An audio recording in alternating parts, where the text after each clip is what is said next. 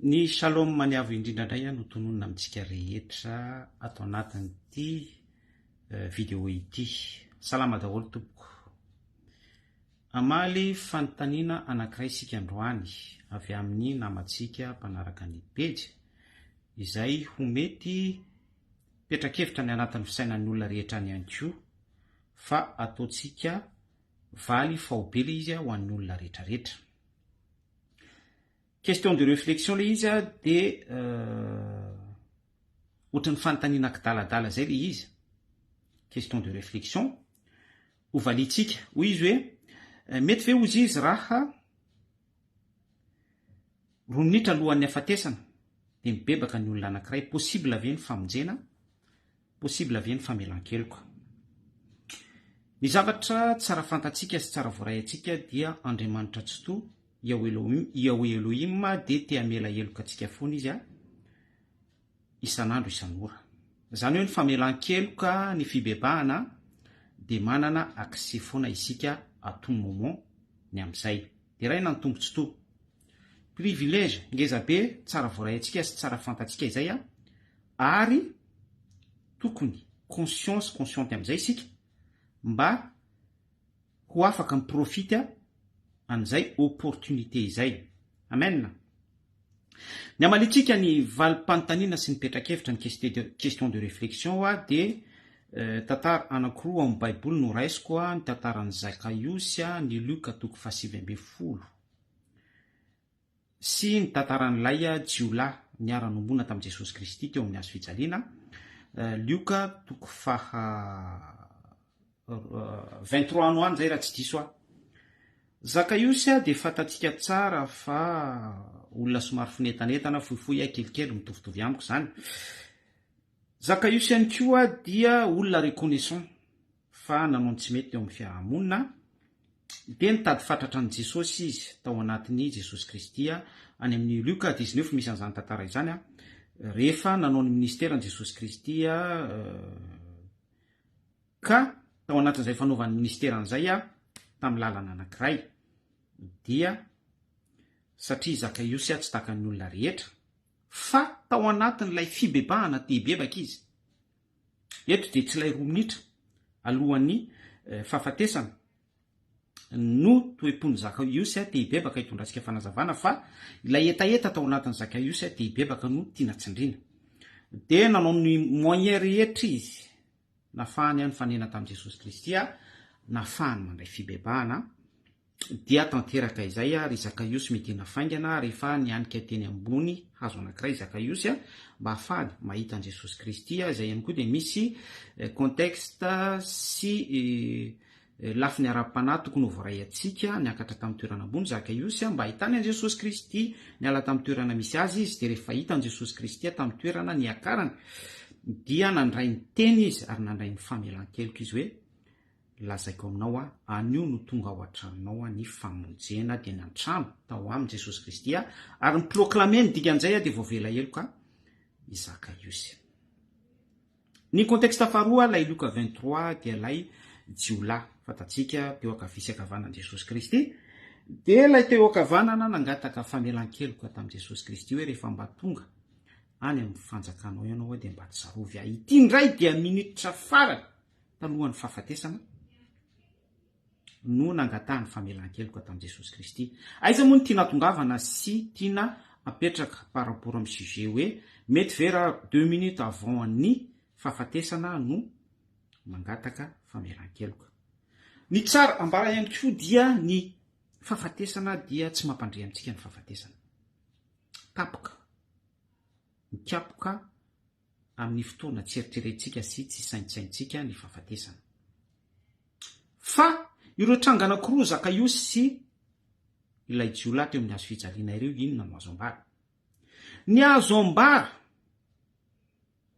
par rapport amin'ny contexte nahafahan'ireto olona ireto mibebaka dia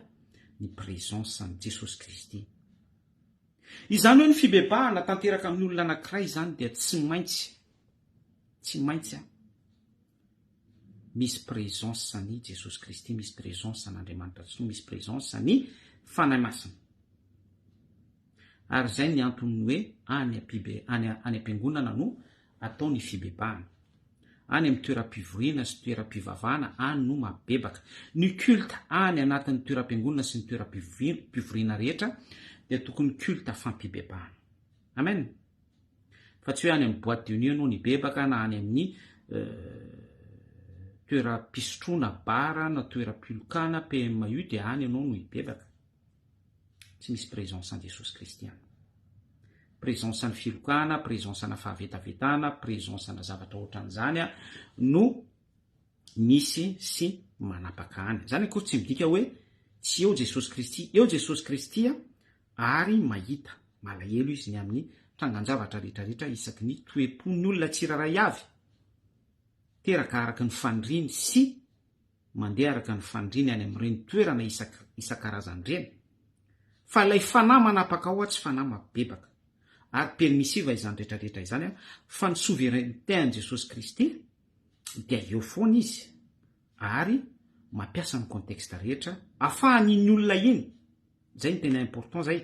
mitodika ho amin'ny fibebahana. Dia eo indrindra ilay hoe fibebahana hotsindritsika. Avetsika mamaly an'ilay fanontaniana hoe 2 minitra alohan'ny fahafatesana. Ny zavatra rehetra miseho dia ahodin'Andriamanitra avokoa ho fampibebahana. Zay teboka zay tsara voaray antsika. Zay ny matsitoa, zay ny maha Andriamanitra El Shaddai azy. Tompony tompa, mpanjaka ny mpanjaka, an Jesosy Kristy. Ny krizy misy eto amin'izao tontolo zao izany raha mandinika isika zanak'olombelona izay isika ihany no vokatry ny toe-potsika dia miteraka effet cause amin'izay krizy zay lasa fiainatsika. Dia tokony isaina zany isika fa isika namorona krizy dia tokony hibebaka noho ny amin'ny toe-potsika izay napisy porte ouverte sy nametraka rindran-damina ahafahany krizy manapaka. Na any Madagasikara io na ty ivelany. Zay koa dia tsara voaray antsika. Zany hoe marina foana zany ny contexte azaveko aminao fa matoa misy ny fahasimbana, matoa misy ny krizy, matoa misy ny fahampitehana, matoa misy ny vonolona, matoa misy ny fisolokina, matoa misy ny zavatra be da be tsaraka ny sitrapon'Andriamanitra rehetra dia avy amin'iza izany avy amiko sy avy aminao. La hoe izao sy anao amin'izay fotoana izay dia tsy izao sy anao lay no volavolain'ny tanan'Andriamanitra tsy to, no volavolain'ny Yahweh Elohim famoronana. Fa isika sy anao lay lavo, natiora, tao amin'ny sahany Edena. Isika sy anao lay mpanota. Dia vokatr'izay mba hiverenana, amerenana sy atongavantsika amin'ny point de départ indray fitiavana voalohany, famoronana, lay toe-pona amoronan'Andriamanitra asika dia mila mibebaka isika. Dikan'izay dia mila conscient isika fa mpanota, mila conscient isika fa na déclencher crise, mila conscient isika fa namelatra tetika fisolokina, namela pandrika, fandrika ho fandrabiraviana, namela pandrika ho sy ny sisa be da be rehetrarehetra ho amin'ny tsy araka ny sitrapon'Andriamanitra. Dia izay no tokony hibebahantsika. Teo dia niteny fa ny zavatra rehetra dia Andriamanitra no contrôle azy ary ny zavatra rehetra miseho misy dia contrôlen'Andriamanitra amin'izay mahatsotoa azy izay ho fampibebahana antsika. Raha misy zavatra tsy ampy ao tokantranonao, raha misy zavatra tsy mandeha amilony ao amin'ny tokantranonao dia mila reglena amin'ny fibebahana izay. Ny zavatra rehetra dia ny point de départ ahafahan'ny porte ouverte misokatra ao amin'ny rindran-damina indray. Andriamanitra tsy tompon'ny fikotronana fa tompon'ny filaminana dia hiverenana amin'izay resaka filaminana izay dia ny teboka point de départ amin'izay zany dia mibebaka isika. Mazava iny. Valitsika amin'izay raha ny fanontaniana hoe 2 minitra alohan'ny hafatesana. Possible ve ny fibebahana? Be da be ny olona no misaina an'izany hoe ataoko ny ataoko sitrahako izay sitrahako tohizako ihany ny toe-potsy araka ny sitrapon'Andriamanitra rehetra fa rehefa fantatro fa ho faty dia hibebaka amin'izay. Efa nambarako teo fa ny fahafatesana tsy mampandre. mety hoe mivoaka am'izay voanao ianao na misy adidy andraikitra ataonao de any ianao de tapitapika eo tsy tafody intsony fa ny fahafatesana no ny batanao. Fa ny zavatra misy anefa na mangalatra ianao na mamono olona ianao na misoloky ny olona anankiray na manakorotana na manapatra fahefana na manao an'izao sy izao mitarika olona eny an-dalambe sy ny sisa rehetra na tsy eny an-dalambe ho amin'ny tombotsoany na ny tsy tombotsoany na ho amin'ny zavatra tsotra de miasa foana mirazotra amin'izay Andriamanitra tsy to mampibebaka atsika. Mampiseho zavatra izy mirazotra amin'ireny trangan-javatra isan-karazany reny fa ny ony fity ary manao appel mitsoka anjomary izy hoe mila mibebaka isika indrindra raha ilay zavatra ironatsika sy ataotsika tsy selon la volonté divine, tsy araka ny sitrapon'Andriamanitra, tsy mifandraika amin'ny sitrapon'Andriamanitra. De reha-mpiandohana de ny teny fa ny fampibebahana, ny fibebahana dia présent eo foana Jesosy Kristy ary izy no mietsika any amin'ny tsita-maso any manetsika zavatra na trangan-javatra na fihetsehan-javatra de ny fihetsehan-javatra iny no manaitra ny conscience atsika de lasa mibebaka isika. Zany hoe ny fibebahana zany de miainga amin'izay hoe présence an'Andriamanitra tsy to Jesosy Kristy ny fanahy masina na olom-boahositr'Andriamanitra izay dia conscient matsapa-tena ny olona anankiray fa mila mibebaka izy zay le fifoazana fiandohana de teraka ny fibebahana de ilay fibebahana tsy maintsy miaiky ny conscience ny lalina any am-pony any izao Jehovah Andriamanitra reo de mandinika ny vosony fo izay lay émotion atsika lalina tena lalina any anatin'ny fotsika any mihitsy any no manaiky fa nanao ny tsy nety nanao ny tsy araka ny sitrapon'Andriamanitra, nanao zavatra vetaveta indrindra, nanao ny zavatra tahaka izao sy ny tahaka nitsy akony de conscient amin'iny lay fisainantsika sy ny fieritreretantsika lalina any am-potsika any reconnaissant amin'ny toe-po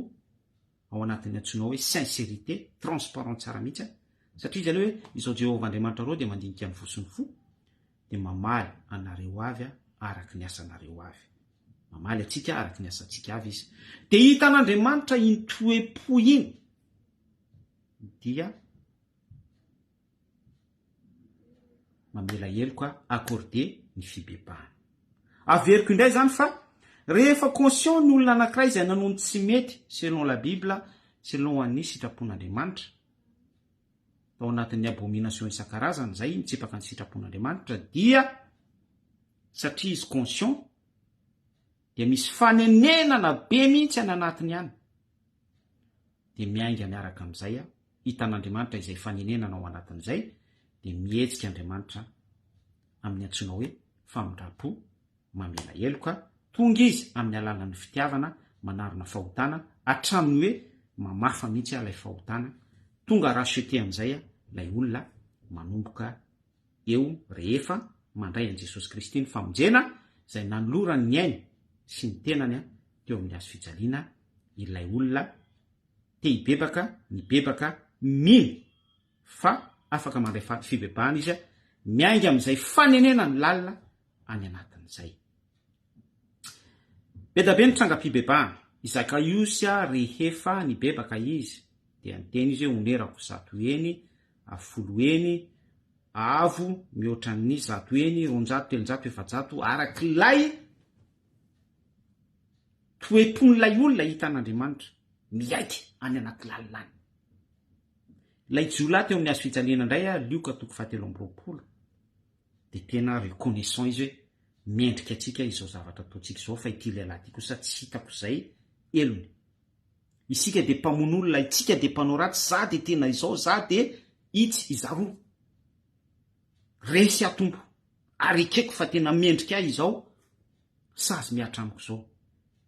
Iao Elohim mandinika ny vosony fo Izakaiosy tena hitan'Andriamanitra mihitsy ilay toe-pony hoe vonina hanonitra ry Zakaiosy anio dia hiatrano ao an-tranonao tonga ao ndabanao ao an-tranonao ao am-ponao ny famonjena dikan'izay dia accordé voafafany fahotanjaka izy ilay lehilahy tena ny baboka tao anatin'ny fo sincère ny aiky mihitsy izy tany anatin'ny émotion lala le nazavaiko teo fa hoe tena miendrika ahy izao zavatra mahazo azao miendrika ahy izao tsy fisina zao satria nanao tandrevaka tamin'ny fiarina miendrika ahy izao satria iza dia mpametrifetsy olona taloha iza dia pisoloky iza dia mpanimba zanak'olona iza dia mpitsokadidy miendrika ahy izao tsy mba nijery ny vady aman-janako aho tamin'ny fotoana nananako moyen mpiasa tamin'izany fa dia nylala o vehivavy fotsiny dia zao avelako ny vady aman-janako miendrika ahy zao zavatra iainako zao avec sincérité iao Elohim mandinika ny vosony fo dia miaraka amin'izay le jolahy teo amin'ny hazo fijaliana hoy ny tompo hoe anio no ionanao amiko any amin'ny paradisa amen fehiny atreo zany dia olona conscient ny amin'ny fahotana no mandray fibepahana izao ary olona conscient ny amin'ny fahotana ary présence en Jesosy Kristy amen présent ny fanamasina présent ny herin'Andriamanitra tsy to manetsika ny zavatra rehetra tokony ampibebahana an'ilay olona dia conscient lay olona dia manenina dia misy fiaikena any anatin'ny lalany dia accordé ny condition rehetra ny amin'ny fibebahana fa izao anefa amaly an'ilay fanontaniana amin'izay tsika hoe roa minitra alohan'ny afatesana fa afatesana ho iaho tsy mampandrea no mibebaka ny olona anankiray ny zavatra misy isika izao matanjaka izao isika izao en forme izao isika izao tena hoe tanora matanjaka conscient tsara mahafantatra ny atsimo ny avaratra tsy misy alzheimer tsy tratra ny cancer sanatrin'izany en phase terminale na manana tumeur tsy verivery saina tsy adala tsy mibebaka tsy misaina tsy mieritreritra hibebaka ny amin'ny ratsy ataotsika ny amin'ny tsy sitrapon'Andriamanitra izay tokony ho eketsika ny amin'ny sitrapon'Andriamanitra izay tokony eketsika sy tokony ho tanterahantsika tsy conscient amin'izany tsika tokony mibebaka hoe anaraka anao a Jesosy Kristy fa iandro roa minitra alohan'ny afatesana fa afatesana nefa tsy mampandre oro anefa amin'izao fatanjahantsika izao amin'izao etatsika izao en forme afaka miasa afaka manao ny rehetrarehetra afaka misitraka izay sitrahana afaka manao an'izay tiana atao afaka manana tsara ny safidy araka le niteneniko teo mbola tsy en phase terminale ny olona any amin'ny hôpitaly any misy efa fahanana fotsiny ny infirmiera no manasa anazy manadio ny izay tokony hodiovina amin'ny tenany sy ny sisa rehetra tsy ao tsony ny sainy tsy conscient efa assistena amina matériel isan-karazana ny tiana tenenina amin'izay dia hoe reny olona ireny tsy manana conscience intsony izy beba satria misurpassé azy lay fahafatesana lay ombre de la mort manindry anazy dia ahoana amin'izay ary ny fipetrany ao mametraka réflexion zany par rapport amin'ilay question de réflexion isika izao matanjaka mahery ary vatana tsara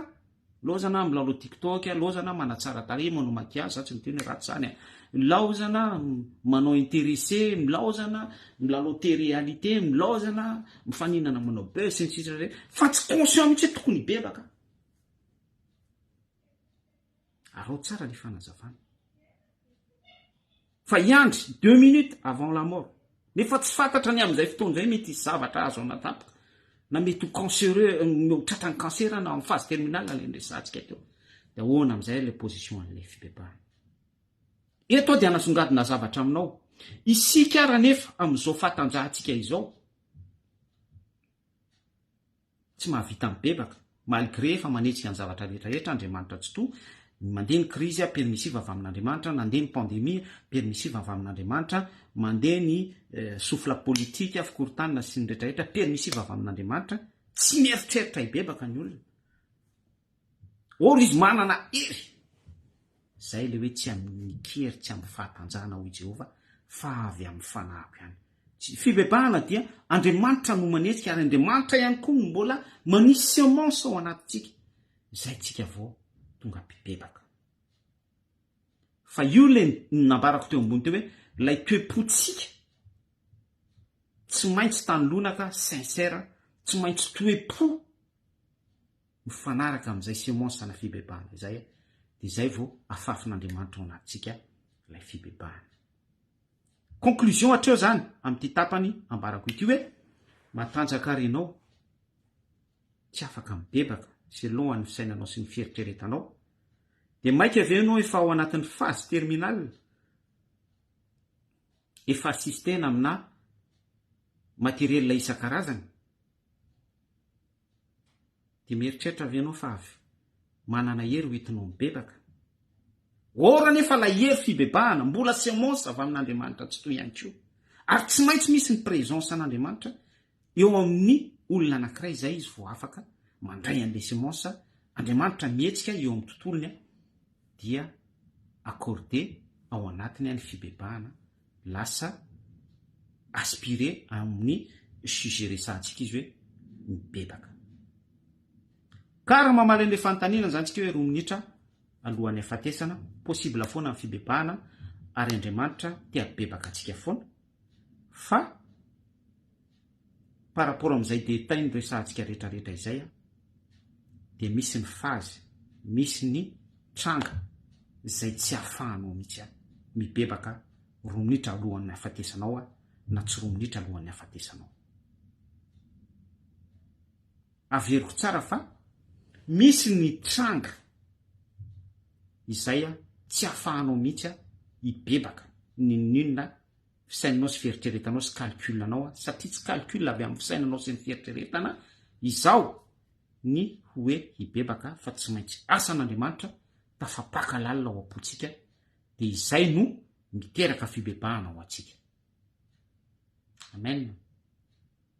Ka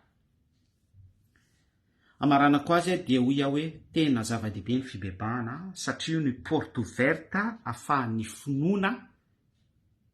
mivelatra tsara ao anatintsika, mahazo toerana tsara sy ahafahan'ny fanahy masina mamakatra, makavahatra,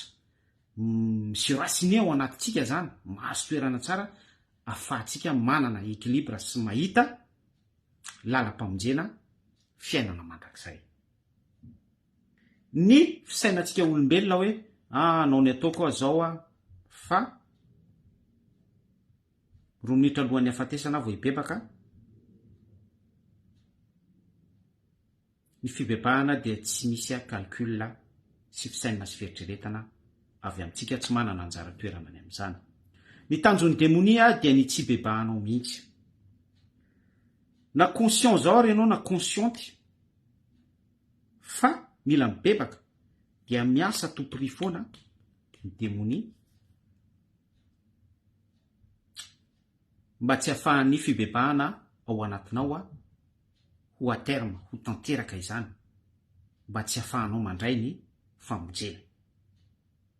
Averiko tsara fa ny tanjon'ny demonia dia mandrava an'izay le toe-ponao amin'ny fibebahana izay, fiverenanao amin'Andriamanitra indray, fiverenana amin'ilay toetrana mironana antsika,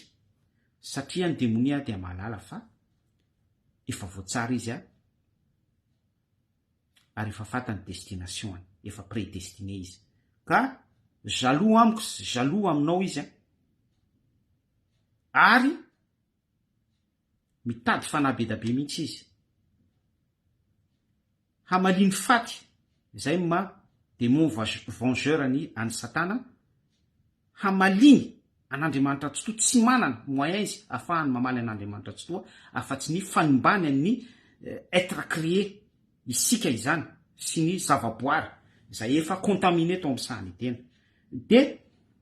ny terme an'izay hoe manimba izay dia ny fanahintsika no kendrena, ny aitsika.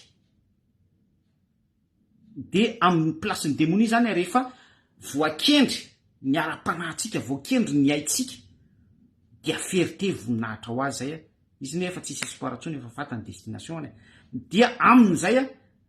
mahakasika an'Andriamanitra izy rehefa tanteraka amin'izay. Ara-panahy sy lalina be zany zavatra zareko anao zany. Dia izay no mahatonga ny demonia manampina ny masonao tsy hahafahanao miroso amin'ny fibebahana, malgré hoe efa misy ny fotoana lava be, tombonandro zao iainantsika zao ahafahantsika mibebaka, tokony hibebahantsika. Malheureusement ny zavatra rehetra misy dia appel avokoa, trompette avokoa sofara avokoa fanairana atsika tokony ibebahantsika fa ny zavatra misy dia le nambarantsika farany teo hoe ny demonia mietsika sy miasa mafy izy ary miampeshe mba tsy afahanao manana n'ilay toepo tonga amin'ny fibebahana. Ny azo ambara ihany koa dia rehefa mibebaka isika dia Andriamanitra se révéler ao anatitsika no manambara point par point ny amin'ny hoe tokony hanonitra ve isika sa tsy tokony hanonitra isika tahaka ny anjaka Iosy mila manonitra. Andriamanitra no se révéler tao anatiny no nametraka an'izay toepo zay hoe onerako zato eny ny zavatra azoko tamin'ny tsirariny, onerako avo enimpolo eny, onerako avo 50 eny sy ny sisa rehetra arak'ilay révélation voarayany, ilay rema voarayany tao anatiny. Ny an'le jiolahy teo amin'ny hazo fijaliana indray dia ilay fiaikena zay no nyrevelen'Andriamanitra tao anatiny, ilay reconnaissance, tena hoe reconnaissant izy tamin'ny sazy miatra aminy, tena hoe ny fahorinany anjato taminy zany marary sy mafy taminy no accepteny ary ny ekeny fa sahaza ho an'ny nofiny izay dia manome refy an'ilay namantsihana an Jesosy Kristy teo amin'ny hazo fijaliana ihany koa. Jesosy Kristy no mbona teo amin'ny hazo fijaliana ny fahotako sy ny fahotanao ny ekeny Jesosy Kristy. Zay le hoe raha sitrako ray dia aoka sorona amiko ity kapoka ity, fa tsy ny sitrapoko ny atao fa ny sitraponao, sitrapony ray. Dia izay sitrapony ray izay no efa révélation natiorany Jesosy Kristy, izay no mameno natiora ambarako aminao hoe révélé ao amin'ilay jiolahy miaccepte ny zavatra misy zava-dehibe izay. Zany hoe ianao zany amin'izao vanim-potoana iainantsika zao par rapport amin'ny crise rehetrarehetra, par rapport amin'ny sofla politika, par rapport amin'ny zavatra simba rehetrarehetra, mihoatra amin'ny fahasimbana misy aty Europa na tsy aty Europa, any Madagasikara na any Amerika na any Afrika na aiza naiza, vokatry ny nataontsika daholo reny miaccepte. Dia manaraka amin'izay misy an'ilay révélation metin'Andriamanitra tsy toa ao anatitsika, misy révélé ao anatinao Andriamanitra tsy toa, dia izy no manome détail aminao miaraka amin'ilay fibebahana hoe zao no ataonao, zao no ataonao, ao anatin'ilay lasaka fibebahana daholo zany, ao anatin'ilay kitapona fibebahana daholo zany, izao no ataonao,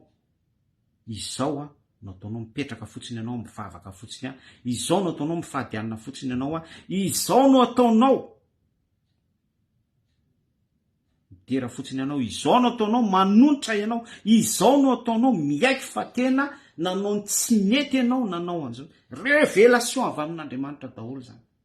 Izay ilay fibebahana izay. Fa tsy sanatria akory efa misy formule majika moa any anatin'ny fiangonana isan-karazany hoe avy ireny zao vavaka izao dia mamerina ilay mpino dia izay no atao hoe fibebahana, dia ozy amin'izay pasteur hoe voavelany elika ao anio dia voasoratra ny an-danitra ny anaranao. Tsy araka ny révélation tonga ao anatin'ny olona izay. Ho fehitsika ny fizarana hoe 2 minitra alohan'ny fibebahana, mazava izany zay ny voalaza fa ny 2 minitra alohan'ny fibebahana dia tsy calcul avy amintsika, tsy fisainantsika hoe andeha ataoko daholo aloha izay tiako atao rehetrarehetra dia 2 minitra alohan'ny afatesana dia ibebaka. Tsy araka ny Baiboly izay, tsy selon la Bible izay, tsy araka ny sitrapon'Andriamanitra izay. D'ailleurs ny fahafatesana dia tsy mampandre, ny andro ny tompo dia avy tampoka tahaka ny mpangalatra. Zay ny teboka voalohany. Ny teboka faharoa dia ny fibebahana dia tsy maintsy misy présence an'Andriamanitra tsy toa na olomba ositr'Andriamanitra ihany koa, manana ny ositr'Andriamanitra. Izay ny anton'ny fibebahana any anatin'ny toeram-piangonana, toeram-pivoriana anankiray dia misy olomba ositr'Andriamanitra eo, misy fanatrihan'Andriamanitra eo, dia tanteraka ao anatin'izay condition zay ny fibebahana, fa tsy hoe any anaty bara na any anaty toeram-pilokana na any anaty boîte de nuit na eny amin'ny kianja barea dia mandeha ny football dia eny anao no mibebaka, tsy selon la Bible izay. Ny teboka fahatelo atao anatin'ny famotinana isika dia hoe izao matanjaka izao isika men'Andriamanitra tombonandro, manana ny hery conscient tokony bebaka manana fahafahana mibebaka zany raha ny vatantsika dia afaka mibebaka isika satria isika matanjaka tsara afaka matsaka afaka miasa afaka misakafo afaka mianatra afaka miary afaka sy ny sisa be da be ora nefa ny baiboly dia miteny fa tsy amikery tsy ampatanjahana fa amin'ny fanahiko i Jehova tompony maro ny dikan'izay dia miverina amin'ilay fanazavana tany ambony hoe tsy maintsy eo foana amin'ny présence an'Andriamanitra tsoara izy no manetsika ny zavatra rehetrarehetra eo amin'ny fiainatsika dia isika no mibebaka satria tsapatsika ilay fietsehana fa appella tsapatsika ilay fietsehana fa trompeta retsika ilay fietsehana fa hay sofaran'Andriamanitra dia vokatray dia mibebaka isika fa izay nefa tsy ny tanjatsika sy ny heritsika no mandrify an'izay fa kosa izao isika no afaka mibebaka satria manana hery izao isika no afaka mibebaka satria olona consciente fa tsy sanatriny zany olona efa en phase terminale olona dans le coma olona voan'ny Alzheimer olona dala versaina tsy manana conscience ny bebaka intsony iandry an'izany ve zay vo ibebaka zany akory tsy midika fa tsy afaka miasa Andriamanitra fa au temps présent au moment précis dia raha misy olomba ositr'Andriamanitra kapakaiza iresahako aminao ity ary tena important misy olomba ositr'Andriamanitra présent amina olona dala anankiray na olona ao anatin'ny coma anankiray dia mamono conscience san'ilay olona dans le coma Andriamanitra ibebahany fotsiny dia afaka rehefa vita ny fibebahana dia possible amin'izay maty ilay olona mandray famonjena izy satria vita ny fibebahana zany hoe niverenany conscience dia ho fibebahana fotsiny fiasan'Andriamanitra daholo zany anomezana voninahitra an'Andriamanitra tsy toy zay ilay nambarako teo hoe possible foana ny akseny amin'ny fibebahana fa kosa tsy tokony hanararoatra ny vanim-potoana isika tsy tokony atory zay foana ilay message di l'huile fanosorana zaraina amintsika dia misaotra antsika rehetra nanaraka sy miaino mino fa voavaly ny fanontaniana ny amin'ny hoe 2 minitra mialohan'ny afatesana ve possible ny fibebahana raha soantsika rehetra dia manaraka indray shalom maniavy indrindra no proclamena amintsika rehetra ny anaran'i Jesosy Kristy ny tompoka sy anjany veloma tompoko